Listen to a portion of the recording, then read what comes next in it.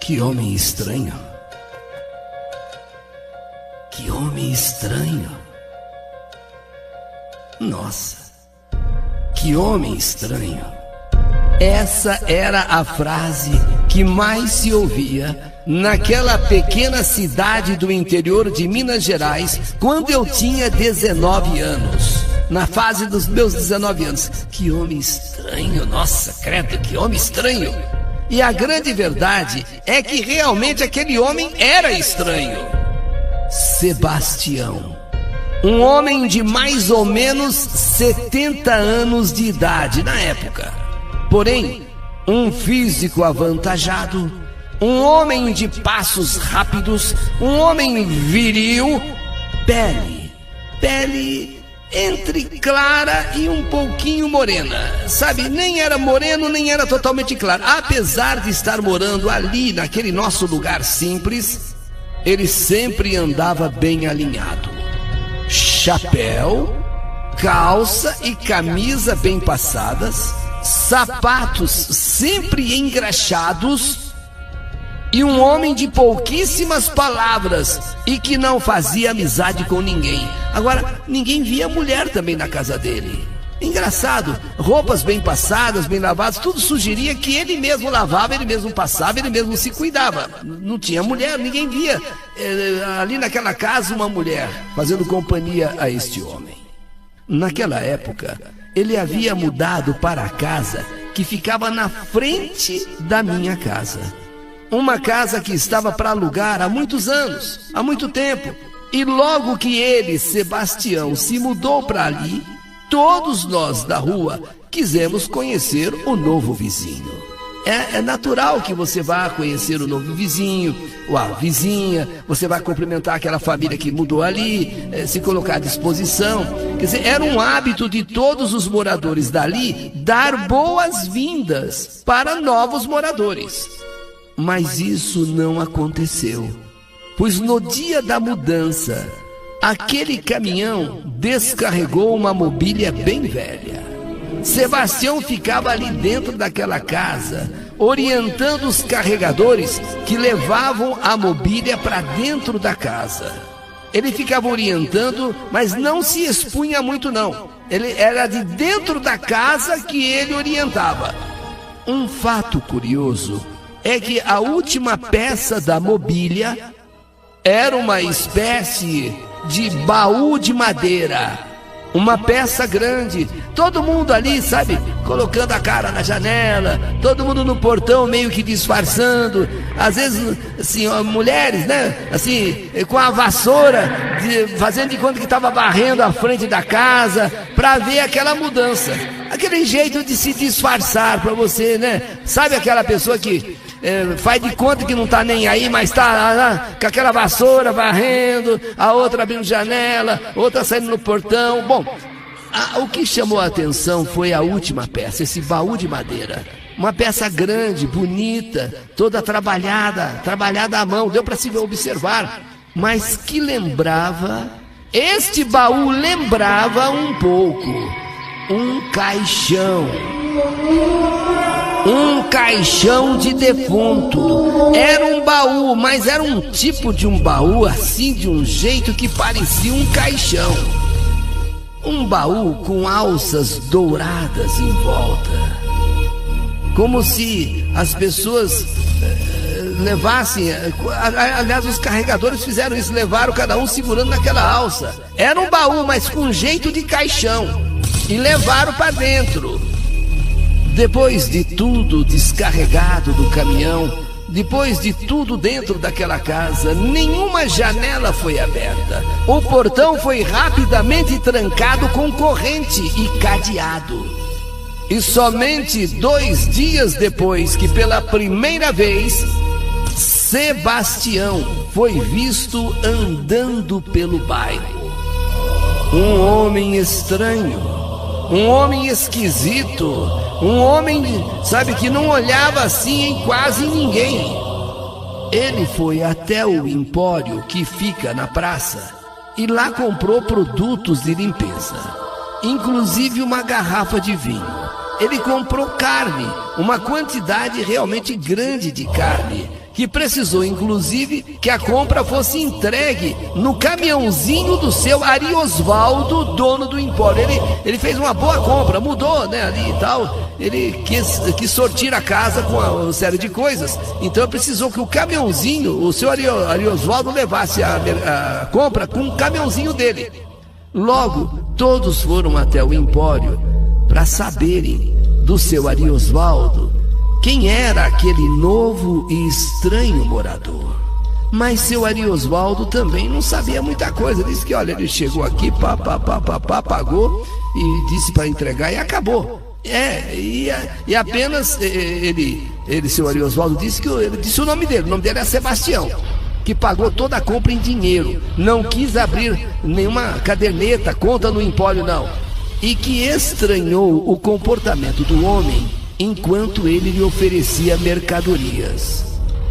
Disse inclusive o seu Ariosvaldo que quando ele foi mostrar a banca de hortaliças e legumes, que o homem deu alguns passos para trás, ficou assim, sabe, com o rosto meio transfigurado, e deu uns passos para trás quando viu réstias de alho que estavam ali. E é conhecido, né, de que algumas pessoas têm, não sei, alguma coisa com alho. Geralmente dizem, bom, eu não, naquele momento ninguém queria acreditar, mas por que o senhor acha, seu Ariosvaldo, que quando eu estava olhando assim a banca aqui, sabe, dos legumes aqui, das verduras, aqui das hortaliças, quando ele chegou ali naquela réstia de alho, ele parou e deu 2 passos de costa, virou e encerrou a conta. Ele não conseguiu ficar de frente ao alho. Mas o alho é engraçado, né? Porque a gente ouve falar algumas coisas que tem um tipo de gente que não pode ver réstia de alho. Bom, então é assim, mas ninguém queria admitir que o homem pudesse ser outra coisa que não fosse uma pessoa normal. Será que, por exemplo, aquela casa onde ele havia mudado estava fechada há muito tempo? Com certeza a casa devia cheirar mofo. Só que mesmo assim, nunca ninguém ali viu aquela casa com janelas abertas, quer dizer, não arejava. Era dia e noite, com as janelas fechadas, com aquela corrente e cadeados enormes no portão. E Sebastião era visto apenas algumas vezes da semana, quando à noite ia até o empório do seu Ariosvaldo, sempre para comprar carne e vinho. E não chegava perto de jeito nenhum da réstia de alho, porque o empório tinha sempre ali 2, 3 réstias de alho. Ali no empório havia mesinhas onde eu e meus amigos, né, tomávamos nossa cachaçinha, jogávamos às vezes baralho, dominó, e o assunto na mesa passou a ser o estranho morador. Aquele homem estranho que por algumas vezes, quando ele aparecia lá no empório e o convidávamos para sentar ali junto com a gente, a resposta era sempre a mesma, com uma voz alta e marcante: não, muito obrigado, eu preciso voltar para casa. Nossa, o homem, sabe? Não, muito obrigado, eu preciso voltar para casa. Muito se comentava sobre o tal Sebastião. Alguns falavam que ele poderia ser um bandido foragido. Tenho certeza, é bandido foragido. Deve ser desses traficantes, sabe? Deve ser desses assassinos que existem por aí para ele se mudar fora. Alguns até começaram a achar, quer ver, que ele é ganhador de algum prêmio de loteria. Vai que ele ganhou uma mega, né? Pois ele pagava tudo no dinheiro vivo, vai que ele ganhou uma mega e tá passando aqui uns tempos para não levantar suspeita e atrair interesseiros, né? Tinha gente que vai, tá escondido aqui, daqui a pouco ele vai embora. Tem certeza que ele ganhou na mega e tá escondido. E outros iam mais longe. Começaram a falar que Sebastião não seria, na verdade, um vampiro. Um vampiro? Por que ele não gosta de ver a Récia Diário? Por que o seu Ariovaldo fala que quando ele vai lá fazer as compras, ele fica longe da Récia Diário? É vampiro que não gosta de alho. É vampiro que não suporta alho. É vampiro, então eu tenho quase certeza que ele é vampiro. Não é possível. Olha, até isso começaram a dizer. Tudo por causa da tal Récia Diário, que ele não suportava chegar nem perto da Récia Diário.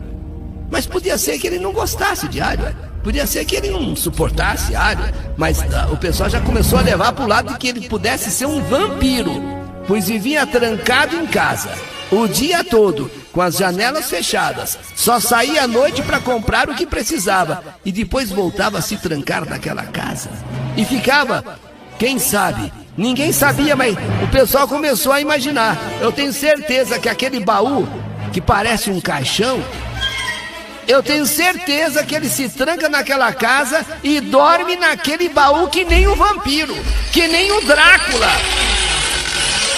Na verdade, aquele baú que parece um caixão deve ser onde ele mora, deve ser onde ele dorme.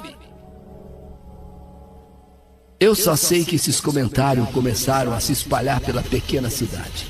As crianças morriam de medo de Sebastião. E agora, quando davam umas 6 horas da tarde, quando começava a cair a noite, começava a escurecer, não se via mais nenhuma criança brincando nas calçadas. Não que ele tivesse feito algum mal, não, nada disso, mas o pessoal estava com medo. Medo. Um homem estranho, estranhíssimo. Algumas beatas da cidade, juntamente com o vigário, estavam assustados. Inclusive essas mulheres se reuniram e procuraram o delegado e exigiram que o delegado investigasse a vida daquele homem. Não é um homem normal, porém o delegado, ele não tinha esse poder. Quem tinha poder é o juiz e determinar uma investigação. Como é que ele vai lá? Ele não pode suspeitar do homem nada, o homem não fez nada de errado. Sebastião nunca havia incomodado ninguém na cidade. Pagava seu aluguel religiosamente em dia, em dinheiro. Não mexia com ninguém. Não havia nenhum motivo então para investigá-lo, poxa. Só porque o homem gosta de viver trancado? É ele que gosta, deixa a vida dele. Sebastião já morava ali há 6 meses.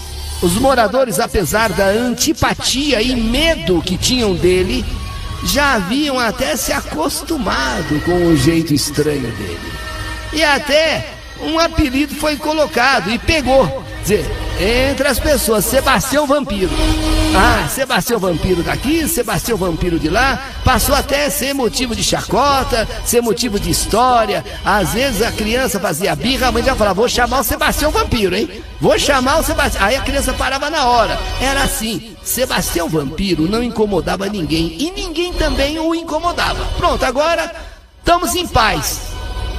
Mas um fato aconteceu que acabou deixando a cidade, a nossa pequena cidade empolvorosa.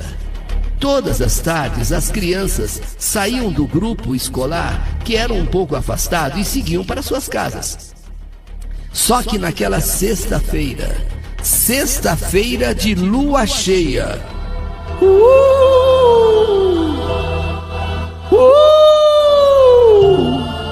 sexta-feira, lua cheia.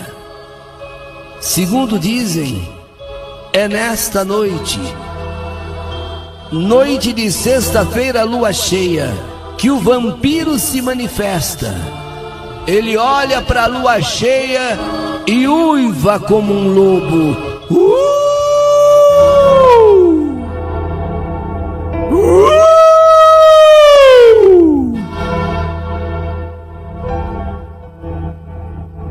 Foi nesta sexta-feira de lua cheia e do uivo do lobo que uma garotinha de 7 anos justamente ela, filha do seu Ariosvaldo, dono do empório, não voltou para casa. A notícia do desaparecimento de Amelinha, logo se espalhou pela cidade, pela pequena cidade, e todos saíram à procura dela, Amélia, inclusive eu. A procura se estendeu por toda a madrugada. Nos embrenhamos nas matas, com lanternas, espingardas, cães. Ninguém vai deixar pro dia seguinte, não. Ninguém vai deixar pro dia seguinte, não. Deus me livre e guarde. Uma cena digna de um filme. E quando a manhã se aproximava, quando o dia já estava começando a clarear, algo foi encontrado ali, num trecho da região, perto de um sítio. E quando nós nos aproximamos, mal pudemos acreditar. Era o corpo da pequena Amélia, que estava ali. Mas o detalhe, que o corpo estava completamente seco. Não havia uma gota de sangue sequer no corpo da menina. Era como se aquele sangue tivesse sido chupado. Todo o sangue, sabe, tinha um buraco em seu pescoço. Aqui no pescoço havia um buraquinho, um buraco, sabe, um buraco, eu digo, grande até, que só poderia ter sido feito por uma fera, com dentes muito afiados. E essa fera teria sugado chupado todo o sangue, tanto que estava aquela mancha roxa e ela sem uma gota de sangue. A reação do povo foi imediata. Ele, Sebastião Vampiro, é ele, Sebastião Vampiro, é o desgraçado, aí, revelou, agora, olha só, o assassino. Todos nós seguimos para a casa de Sebastião Vampiro. Ali nunca havia acontecido crime algum, nem roubo acontecia ali. E sabíamos que só poderia ter sido aquele homem, o autor daquele crime horrível. É o Sebastião Vampiro, eu falei. Aí todo mundo começou a dizer, eu sabia, eu falei, tinha coisa nisso aí. Acontece que chegamos, e quando chegamos em frente à casa de Sebastião Vampiro, ele não estava mais ali. Ele tinha, durante essa caça, essa procura da menina, ele, Sebastião Vampiro, na surdina, na madrugada, havia desaparecido. E não poderia estar longe. Ele não pode estar longe. Há uma única estrada por onde ele veio e por onde ele está indo embora. Então vamos atrás. É ele que é o vampiro. É ele. Longe, não havia uma única estrada por onde ele poderia ter desviado. Afinal, olha, ele está indo com uma mudança. Só poderia ter ido lentamente por aquela estrada que era de terra pela qual ele veio e pela qual ele está indo embora. Não tem outra estrada. E os moradores, que tinham carro, poucos naquela época, se aventuraram na estrada em busca de Sebastião Vampiro. Uns cortaram daqui, outros cortaram dali. Uns iam a cavalo, inclusive pelas matas, e outras localidades ali avisadas. Olha, cuidado, Sebastião Vampiro! Emboscadas foram montadas. Mas o fato é que nem caminhão, pequeno caminhão de mudanças, e nem tampouco Sebastião Vampiro foram avistados mais naquelas paragens. E esse mistério nunca foi desvendado. Eu sei que para muitos é apenas uma história, um caos do interior. Mas eu, Arlindo Noronha, escrevo essa carta com 83 anos de idade para revelar algo que há tantos anos eu carrego dentro de mim. Eu quero morrer, mas ao mesmo tempo quero me livrar desse peso. Hoje, com 83 anos de idade, eu garanto a todos: essa história aconteceu e eu fui parte dela. E afirmo: se você não acredita que vampiro existe, saiba que você está enganado. Sebastião Vampiro Ele esteve perto de todos nós, escondeu sua identidade, escondeu o que ele fazia.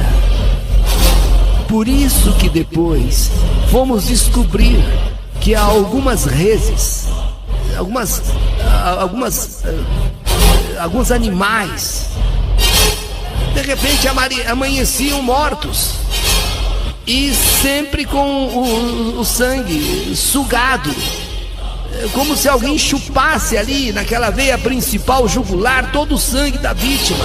E agora, depois de alguns animais, eis que foi a pequena Amélia, filha do seu Ariosvaldo, dono do empório, encontrado o seu corpinho sem uma gota de sangue.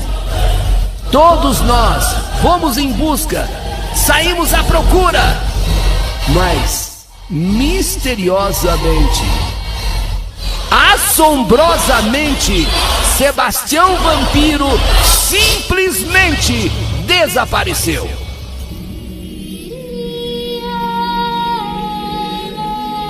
Eu, Arlindo Noronha, 83 anos, garanto a todos, essa história aconteceu aqui. E eu fiz parte dela, porque fui um dos que saí à procura dele, juntamente com todos os moradores ali. Iríamos linchá-lo, iríamos matá-lo, mas nós não o encontramos. E para sempre ficou o mistério de Sebastião Vampiro.